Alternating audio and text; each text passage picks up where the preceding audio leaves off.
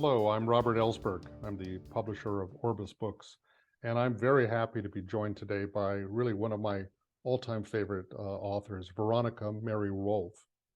She's an independent scholar, a retreat leader, former Broadway actress, as a matter of fact, and the author of several books. And what brings us together today is the opportunity to talk about her Orbis book, Julian's Gospel, Illuminating the Life and Revelations of Julian of Norwich. This award-winning book was published 10 years ago, but it remains truly one of my all-time favorites. And our conversation today commemorates a very important anniversary in the life of Julian of Norwich, the 14th century English mystic and anchoress. And I will allow Veronica Rolf to tell us more about who she is and why this year is important in remembering her. Welcome, Veronica. Oh, well, it is so good to be here. Have our little chat on our beloved Julian. I first came into contact with Julian when I was a teenager at the Convent of the Sacred Heart in New York City. And there's a wonderful nun, Sister Mary, Beatrice Brennan. And I used to go to her whenever I was in crisis, and I was in crisis a lot. And she would quote Julian to me, all shall be well, and all shall be well. And thou shalt see that all manner of thing shall be well. Well, I didn't know who Julian was, and I really didn't read Julian until I was a young wife and mother myself. And I was overwhelmed by the revelations of her divine love experiences in these 16 visions that she received, but overwhelmed by her honesty and her accessibility and her immediacy to my own life. For me, reading Julian's revelations was hearing the gospel for the first time in a woman's voice. And that was life-changing for me. And I kept that book on my table next to my reading table and when I was nursing my children and always went back to it. And I was determined to do more research on her when the time came. Well, the time finally came about 15 years ago.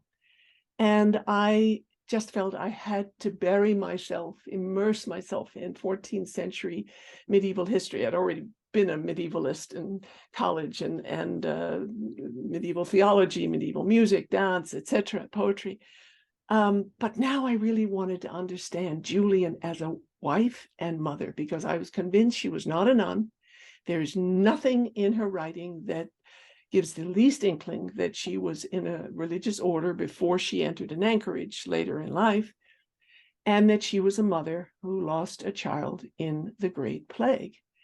So the first part of our book, Robert, as you know, is a complete reconstruction of Julian's life in 14th century Norwich, England. And it was a tumultuous time. It was the time of the 100 Years' War, which actually lasted much longer. And Julian never knew a world without war, much like us. And it was the time of the Great Plague, when eventually half the population of Europe died from the pestilence, and certainly half the population of Norwich. And Julian probably lost her husband at that time. And she was just a little girl. The first cycle of the plague was the second cycle of the plague that I believe from her revelations that she lost a child. And who knows how many others of her family. And this gave her such a sensitivity to the suffering, the pain, the fear, the anger, and the frustration of people, much as we are living in now. I cannot tell you how many parallels I have found between the 14th century and the 21st century. So that's why Julian is so relevant to us now. She was also living through peasant wars, first ever peasant revolt in 1391. She lived through the Great Schism, 40 years when there were two popes, one in Avignon, one in Rome, and eventually a third one in Pisa. She lived through the first Lollard heresies that eventually grew and grew into the Reformation. She was in the middle, and she was an unlettered woman by her own account. She did not know Latin or French, so she wrote in Middle English, and she is the first woman to write a book in Middle English. Mm. And therefore, she was a contemporary of Chaucer and many other great writers, but she got lost because her manuscript was probably whisked out of England during the Reformation and the burning of the monasteries and the libraries, and it was saved by a small group of Benedictine nuns in Paris and Cambrai, and eventually, really, the long text was only published spottily through about 300 years, and the short text, which was her first version, wasn't discovered until an auction in 1910 at Sotheby's. Mm. So Julian, I think, was saved for our time, because in the past 100+ years, there's been an explosion of Juliana, if you will. Mm-hmm. And this year is very special because it's the 650th anniversary of Julian's revelations in May of 1373. So there are celebrations going on all over the world, and I'm so excited to be taking part in some of them in Norwich and in South Africa and in Australia, as well as here in the United States. And the reality of Julian is hope in a time of darkness. That's what she gives us. People are so cynical. People are so secular. People are looking, searching, aching, longing for someone to hold on to. And Julian gives us God, who is closer to us than our own breath, who is the ground of our being. She speaks of the Blessed Trinity in the very first revelation that came to her as creator and protector and lover. Mm-hmm. She sees that God is the goodness of all things, and the goodness that all things have, she says, is God. Mm-hmm. And she shows us a tender God. She shows us a loving Christ. She saw Christ in her revelations. She became ill, very ill, but not with the plague. We don't know what the illness was, but she describes it in great detail in her revelations. And suddenly she was paralyzed. She'd been ill for a week. She thought she was going to die. The pastor comes with a cross, a crucifix that puts at the end of her bed. She looks at the crucifix, and suddenly her pain disappears. She's no longer paralyzed, and she sees Christ on the cross bleeding to death. And for the next 12 hours, she experiences Christ on the cross, both the most explicit and devastating vision of his sufferings, his bodily disfiguration, and then his sudden transformation right before her eyes. And she attests that in all this time that she watched Christ dying out of love, she never saw him angry or wrathful.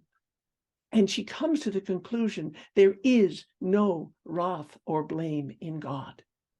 And this was such a shock, I'm sure, to her, even Christians, her friends, her fellow Christians in her time, those she might have shared her revelations with. Because everything, and I've read these sermons, everything was about death and damnation, and you could go to hell for a curse. And women were blamed for losses in the war between England and France. So Julian is seeing Christ on the cross utterly loving and full of compassion and pity for what we have to go through because of our misdeeds as a result of our sins. And she says that he does not blame us. There is no blame. There is only Christ's desire to free us from our, she calls it our contrariousness. I love that word. Our own wrathfulness. And we see this. We see this in our wars, in our angers, in our family quarrels, in our divisiveness in our countries. And this Julian takes and meditates on. And then 20 years after the revelations, presumably when her family was grown up and she no longer was working as the merchant's trade, she enters an anchorage, which is one room attached to the side of the church of St. Julian in Norwich. No relation, though, to Julian. And she has a 9-by-12 room for the next 25 years. And she is walled up in this anchorage. And she writes the long text, the second verse. And this is her mystical theology. And her theology of the Trinity is, barring none, the most personal and intimate and loving. And her word is homely, like home. She said that God is as close to us as the clothing I said we put around our bodies. He comes down to us at the lowest level of our need every day. She describes the tenderness and the compassion of Christ for all we have to suffer. And what I love is that she accentuates not what the preachers were accentuating in the Middle Ages, which is self-flagellation and self-destruction because of our shame and our guilt. Rather, she accentuates our joy that we should be rejoicing in God, beholding. She talks about beholding God in joy and bliss because of our salvation. And she says that anyone who does this gives Christ the most honor of all. Not mea culpa, but thank you, thank you. And Christ even said to her, are you fully satisfied with my crucifixion, with everything I did for you? And she writes it out. She blubbers, yeah, good Lord, gramercy, yeah, because she realized that she herself had never maybe thanked enough. And maybe we don't either. And the other side of that is she hears Christ tell her how pleased he is with her. He thanks her verbally for her youth and for her work and for her travail. How often do we hear preachers or religious leaders tell us that Christ is pleased with us, with our efforts, with our work, with our passion, with our love? And I think Julian is a corrective to the extremes of the Middle Ages, but also to the extremes of our own time, where everything is about doing. And I am a doer, so I'm not negating that. But I think Julian calls us back to the reality of the groundedness in a contemplative life that we must have. Otherwise, our doing will be frustration. And she constantly speaks of the importance of a contemplative life. Our meditation practice is what would be the balance of that. Of course, the sacraments, of course, good works. But she stresses the importance of the silence and the stillness and getting to know God. Because she says it's easier to know God in the silence than it is to know our own soul. She says that we can understand God much more readily than we can ourselves, and it is only through God that we will understand ourselves. And so she's so accessible because she's constantly asking questions. I mean, can you imagine having 12 hours of visions of Christ on the cross and constantly asking questions and even arguing? And and this is it. She argues. And she says, I've always thought, Lord, that it would have been much better if sin hadn't come into the world, because then we would all have been as pure as we were made. And Christ isn't upset with her. He doesn't say you shouldn't have asked that. He's pleased. And he tells her, yes, sin is behovely or behoovely. In other words, it's necessary, but all shall be well. And that's when Christ reveals, and those are Christ's words. Those are not Julian's words. People, I see time and again, Julian's words, all shall be well. Those are direct words that she quotes from Christ in this vision and locution. All shall be well. And Christ carefully deciphers for Julian exactly how all shall be well.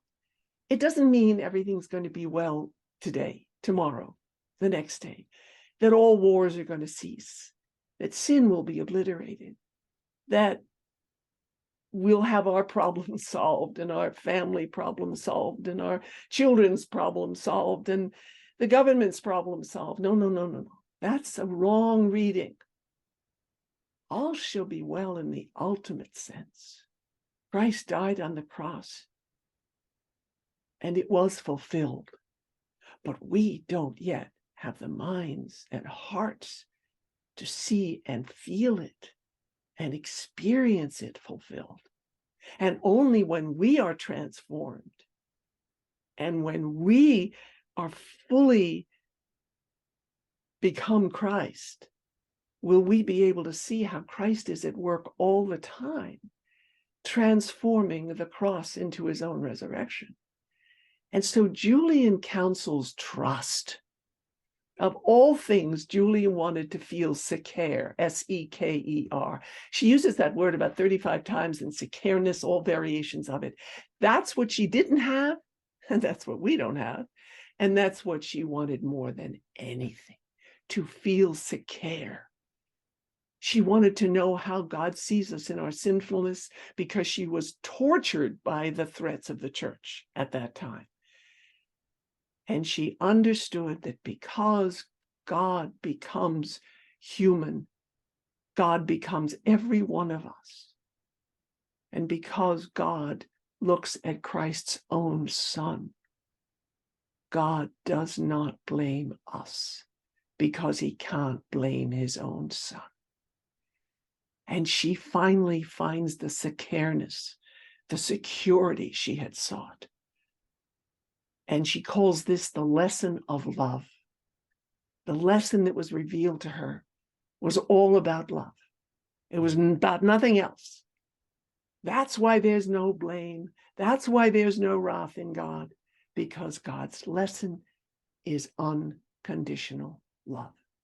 And all we have to do is be open to it, respond to it, contemplate it, rejoice in it, and thank.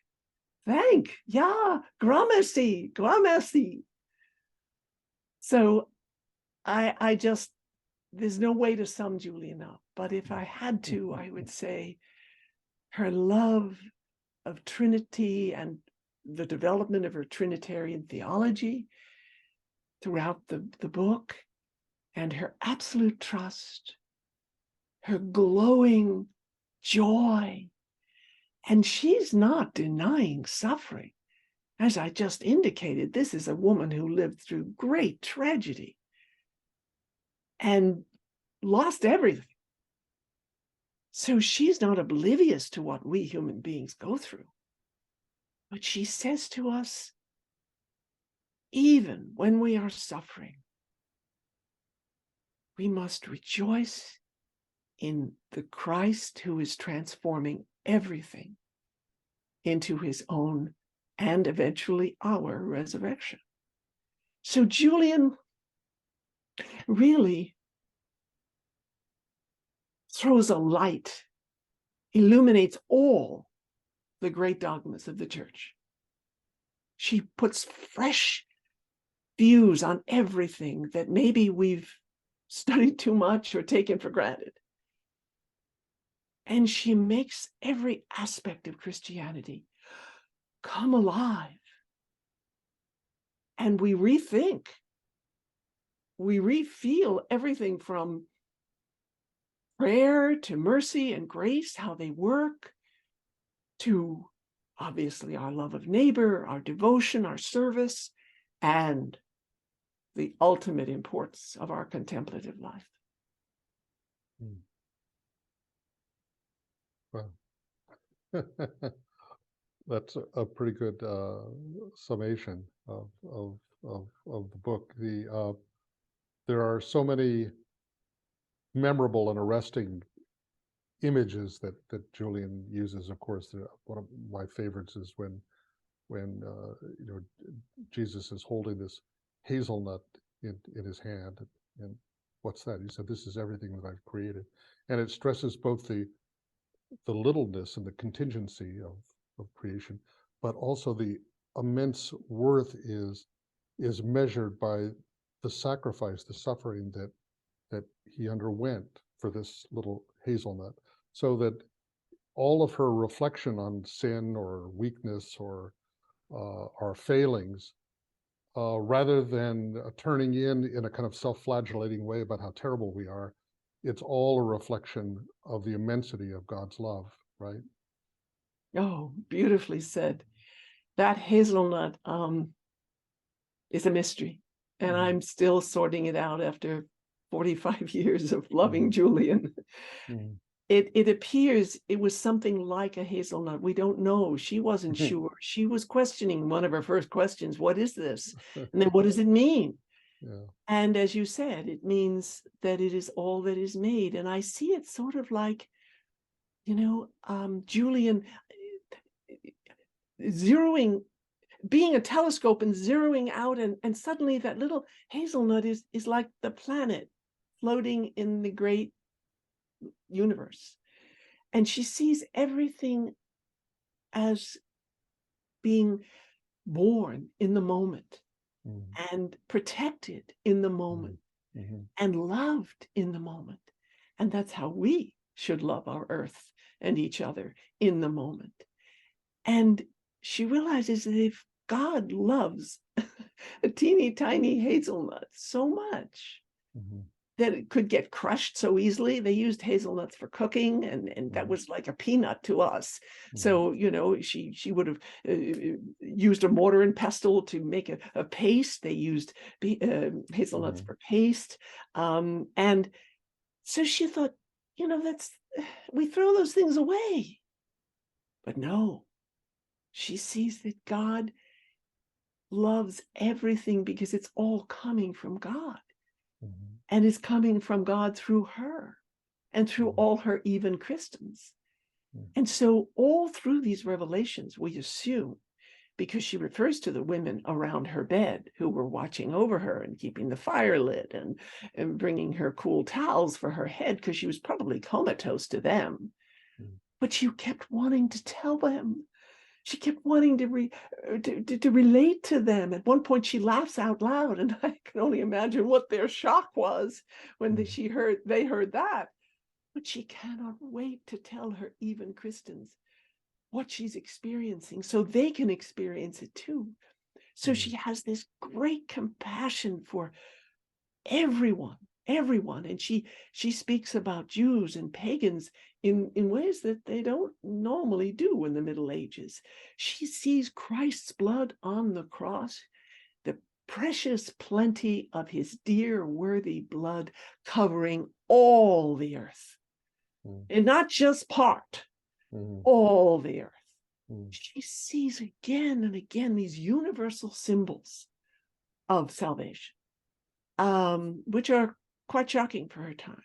And then Then, after the 14th revelation, which is brilliant, it's her masterpiece on her exegesis on it, on prayer and eventually the parable of the Lord and the servant, which is one of a kind. And then her mystical theology of the motherhood of God. Yes. And wow, Wow. do we need this for women in the church especially, but for men too, for the understanding of how Christ gives birth to us. This is Julian's image on the cross, like a mother pouring out blood and water from his side. And then he dies in childbirth. And then he has to go on nurturing us. So he gives us the Blessed Sacrament as our milk. He nurses us. He's a nursing God. And then he has to discipline us as we grow up, because we get haughty and we get proud and we do wrong things. But he never, she says again and again, he disciplines us, but he never, he changes his working, but he never changes his love. And so as we grow, she takes a whole life and sees the motherhood working of Christ as that which protects us, urges us, counsels us, warns us, chastises us, but always loves us through our whole life. And I think this motherhood of God, no, it's not a metaphor. For her, it's not a metaphor. It's a reality. She says that as truly as God is our Father, so truly Christ the Son is our mother. And I don't know if the church has fully accepted that yet. But imagine the dignity that gives to motherhood and to the role of men and women who nurture, whether as spiritual guides or counselors or social workers or teachers or babysitters. Anyone who nurtures is doing, she says, the work of Mother Christ. And Well, I think that yeah, I'm thinking that the so many aspects of her message, the church would be, history would be very, very different if it had been more informed by attention to her revelations. And that, I don't have a great deal of time on my cheap Zoom account here, but I did want to address the sort of conclusion, which is that you talk about all the tensions about the heresies and Inquisition and anxiety about vernacular translations of the Bible with the lollards at that time and everything, and how dangerous it would have been for anybody who was coming up with unconventional kinds of theology, especially based on private revelations, and especially for an unlettered, ordinary lay woman to be doing this. And you suggest that might have been one of the motivations for Julian to choose to enter into this enclosed cell of the anchor hold. And so she spends years and years working on this long version of her revelations, maybe for decades. Leaves the manuscript. We don't really know if anybody read it at the time or what. She writes a lot about wanting to address her fellow Christians. But you raise the kind of very intriguing idea at the end that her message was in a way bequeathed to a future world, a world that hadn't come into being yet. Fellow Christians, we are those fellow Christians, maybe now privileged to receive this message and to understand it and to do something with it. That I found very, very, very moving, just kind of electrifying conclusion to the book. Well, yes. Julian's Gospel which is the title of the book, of course, illuminating the life and revelations of Julian of Norwich. Julian's Gospel has still yet to be fully understood and taught and personalized Mhm. and incorporated into the church. And I that's think, yeah. part of our work. Yeah, especially that idea. I mean, when you think of the hundreds of years and generations of Catholic children who were brought up with a sense of being afraid of God and the wrath of God and the anger of God and obsession with their sins and scrutinizing their consciences and afraid they're going to go to hell and all that sort of thing. Uh, and this is like a complete antidote to that whole kind of conception. That also, not just to think about ourselves, not only our image of God, but our relationship to the world that God so loved. Um, and for that reason, I think that her message has been, along with some of the other mystics of, Hildegard of Bingen and others who've been rediscovered, Meister Eckhart, kind of offering these resources from the Middle Ages that so feed the spirituality that we need today.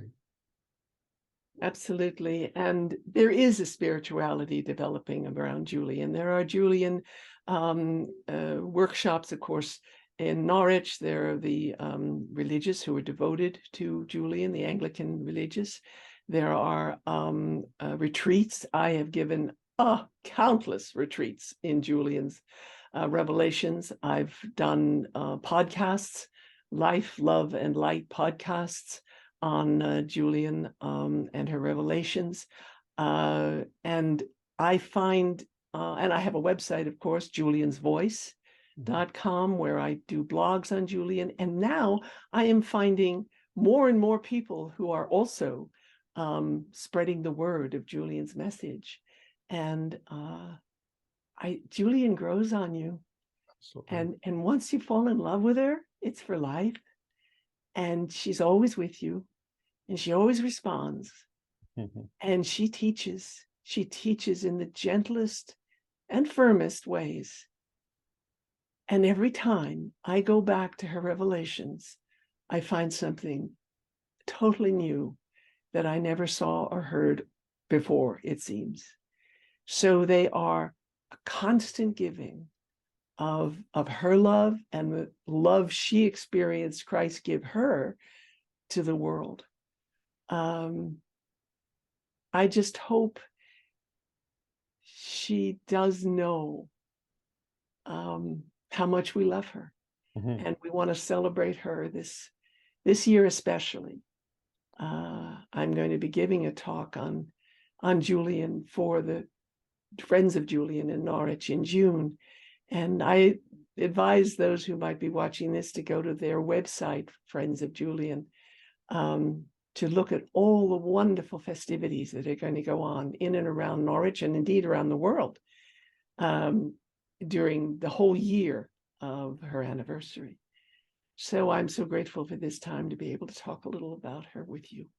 Thank you Because very you much. really took Julian under your wing and Well, published her. it was a pleasure. For that, I am forever grateful. Can Well, we thank see you. the book, your Here's- beautiful book? Here it is again. I'll see it for the last time because we're about to run out of time. Oh, So I want to, anybody who just got the flavor of Julian, if you're discovering Julian for the first time, there's a lot more where that came from here in this extraordinary book. It's about 600 pages long, Julian's Gospel by Veronica Mary Rolf. Thank you so much for joining me today. you're welcome. It was a joy, Robert. Thank you. Be well.